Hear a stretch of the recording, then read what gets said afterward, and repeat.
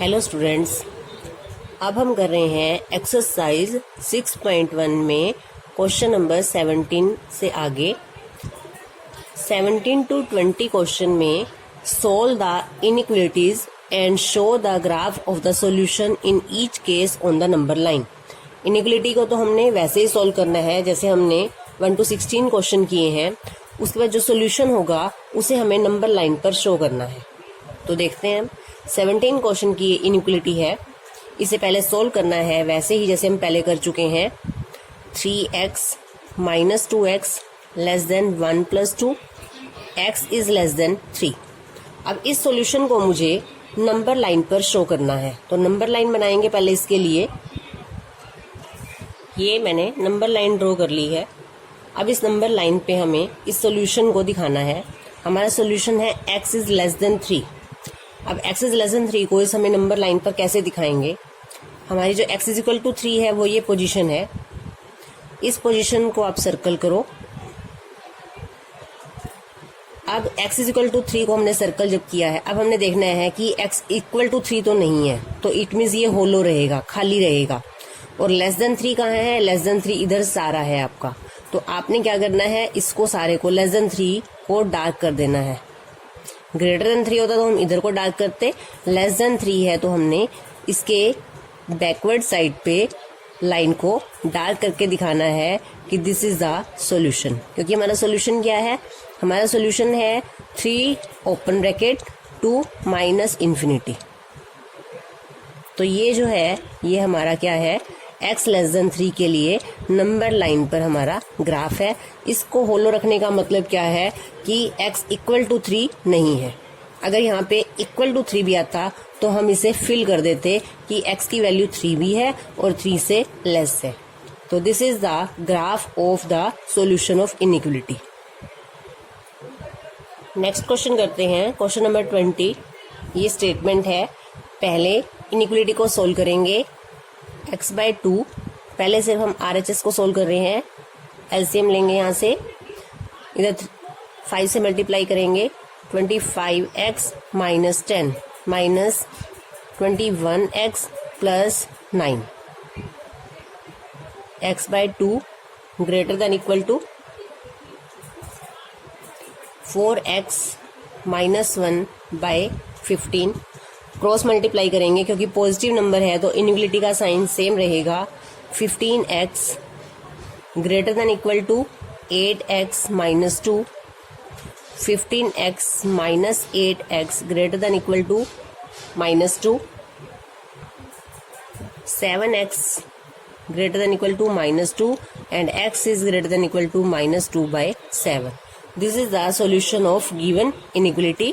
अब इसका graph draw करने के लिए पहले नंबर लाइन बनाएंगे।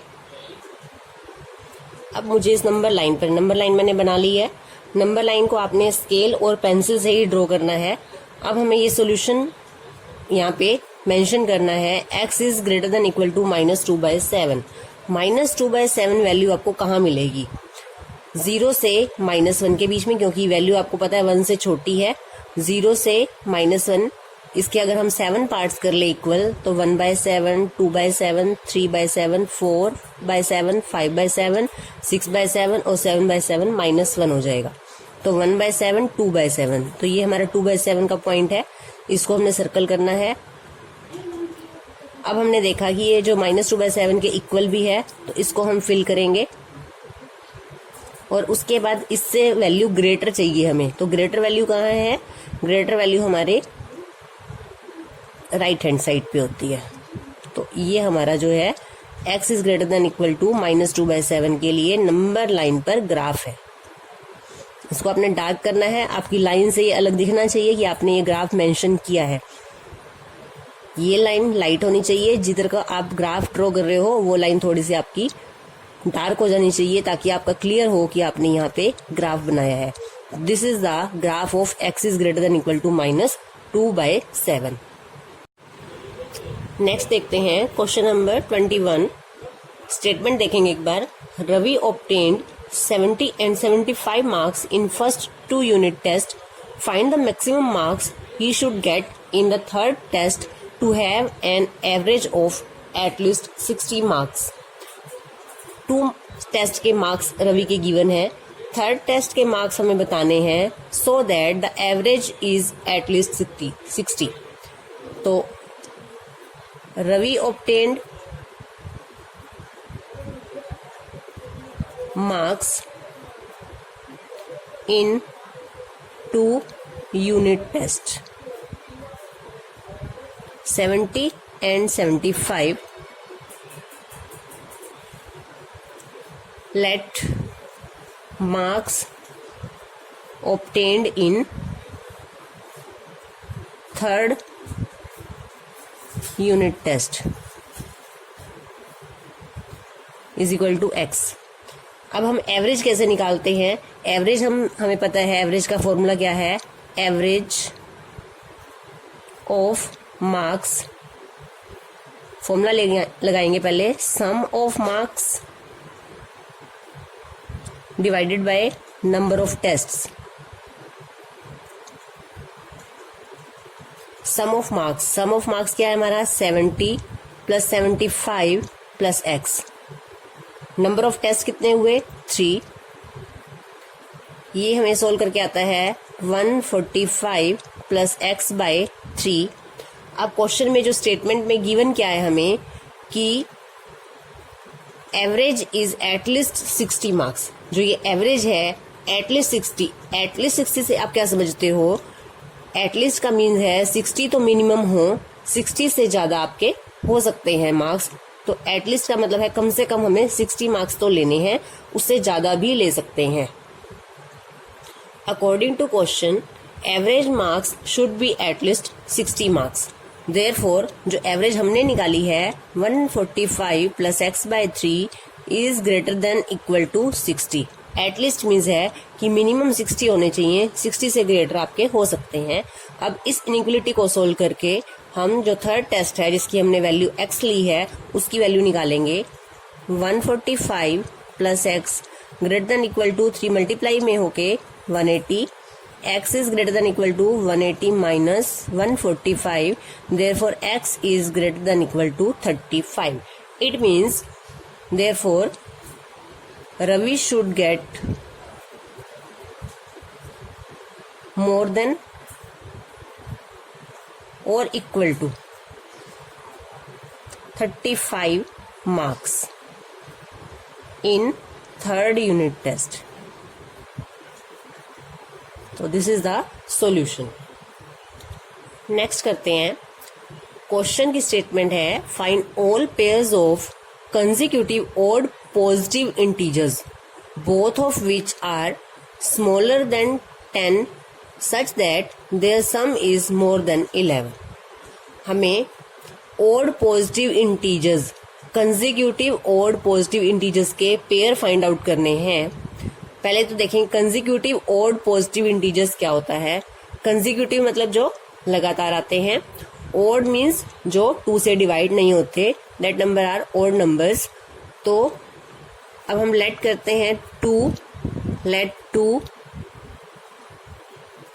odd integers are. इंटीजर्स आपको क्लियर है, इंटीजर्स जो नंबर लाइन पे हम शो कर सकते हैं that are integers. 2 odd integers जब हमने odd नंबर लेने होते हैं तब हम क्या लेते हैं 2x + 1 and 2x + 3.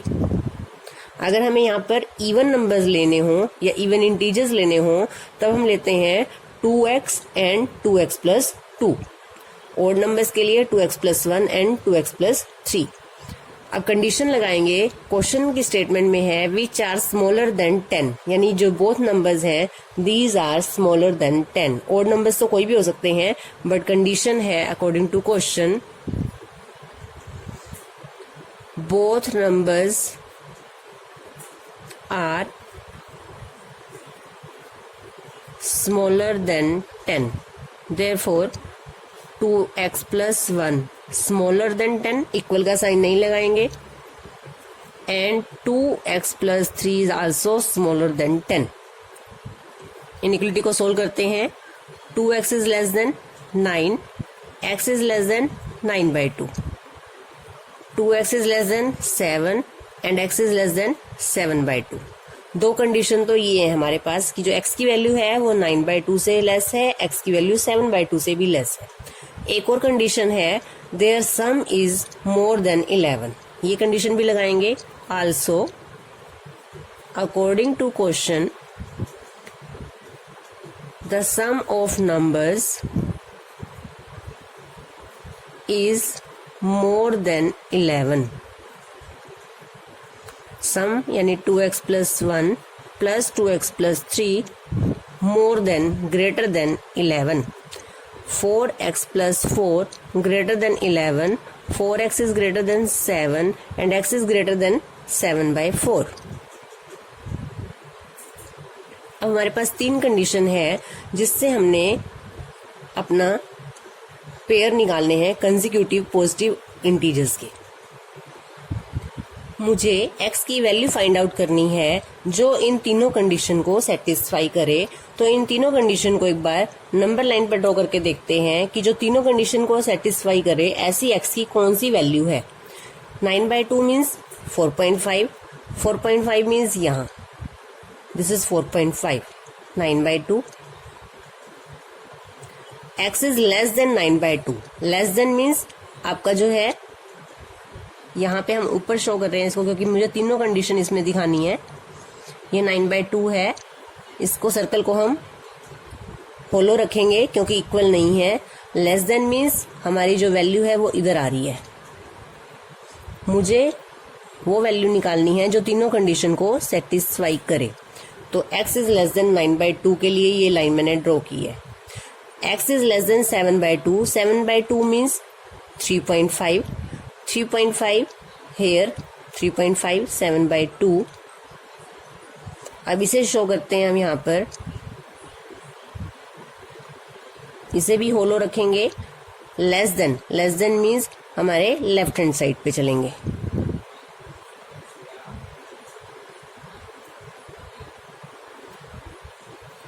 Next condition है x is greater then 7/4, 7/4 is approximately 1.25, 1.25 is 1, here 1.5, here 1.25, this is 7/4। इसका ग्राफ ड्रॉ करेंगे तो इसे भी होलो रखेंगे। ग्रेटर देन मीन्स हमारे राइट हैंड साइड पे इसका ग्राफ चलेगा।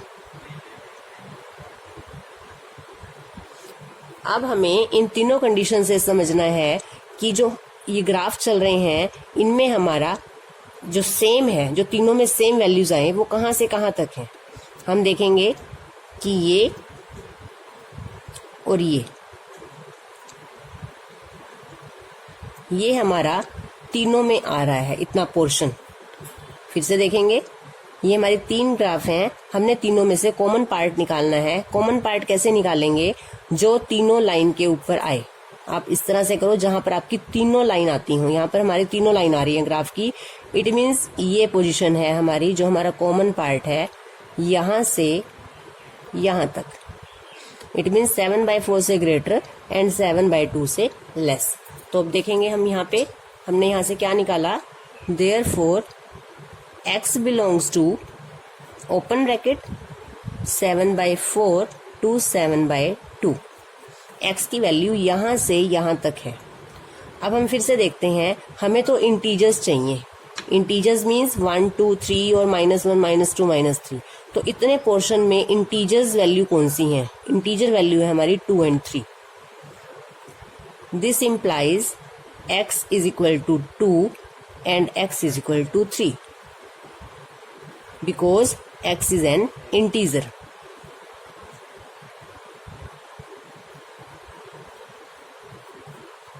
x की वैल्यू हमारी 2 और 3 दो वैल्यूज आई हैं।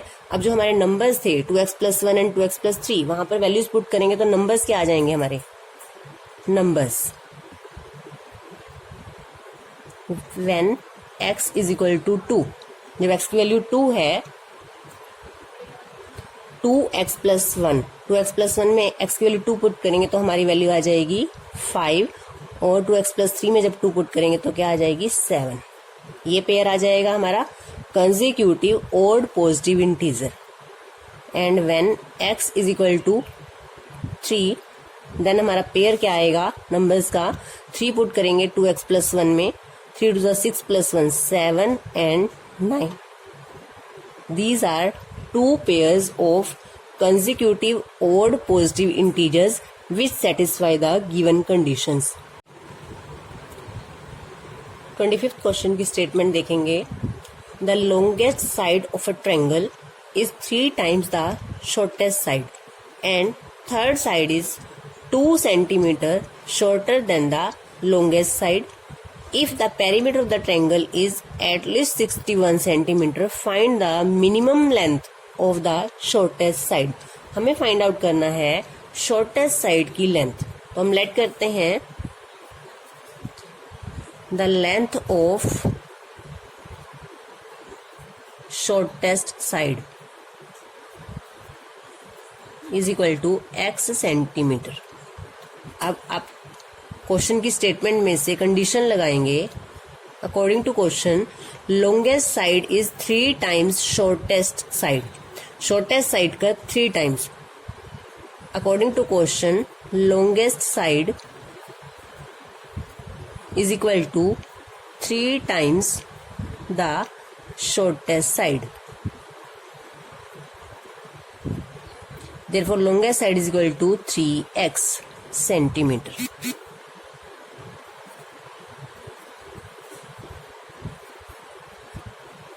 आल्सो एक और कंडीशन है हमारे पास, third side is 2 centimetre shorter than the longest side.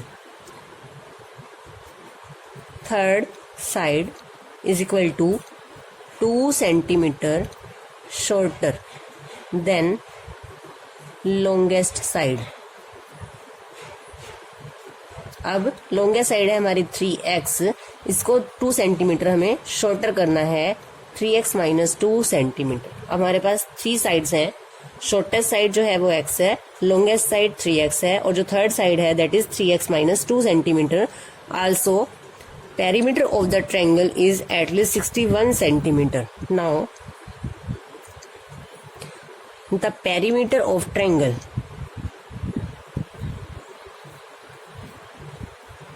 Perimeter of triangle पहले हम फाइंड आउट करेंगे. पेरीमीटर ऑफ ट्रायंगल कैसे फाइंड आउट करते हैं? Perimeter of triangle is equal to sum of 3 sides. x plus 3x plus 3x minus 2, हमने तीनों side को add कर दिया. This is the perimeter of the triangle. This is equal to 7x minus 2. According to question perimeter is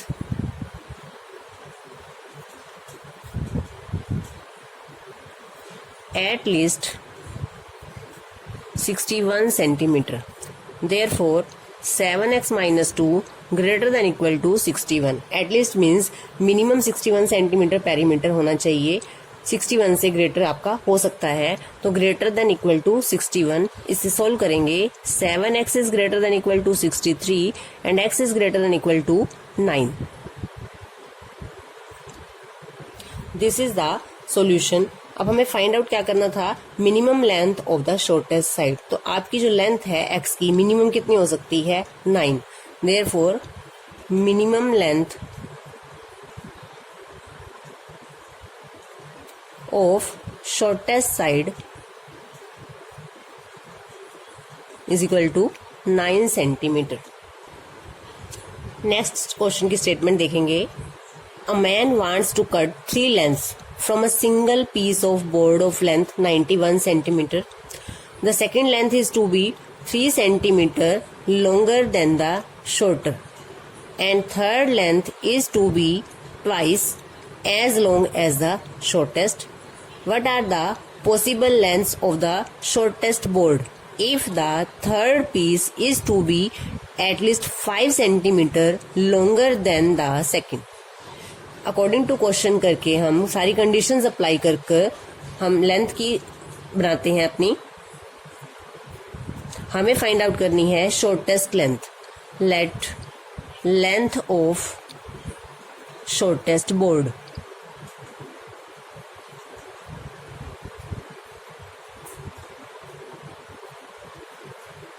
apply करेंगे अब condition. Condition है second length is to be 3 centimetre longer than shorter. इससे 3 centimetre longer होनी चाहिए। The length of second board is equal to 3 centimetre longer than shorter. It means x plus 3 centimetre. Shortest board की length x centimetre है, उससे 3 centimetre longer than x plus 3 centimetre. And third length is to be twice as long as the shortest. The length of third board